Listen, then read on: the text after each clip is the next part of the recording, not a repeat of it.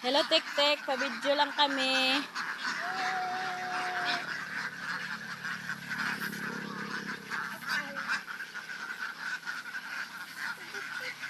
Itik, itik. Ayun yung may-ari ng itik, guys. Sa gusto bumili ng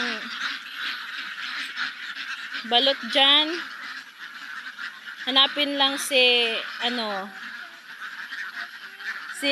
alias Rinrin.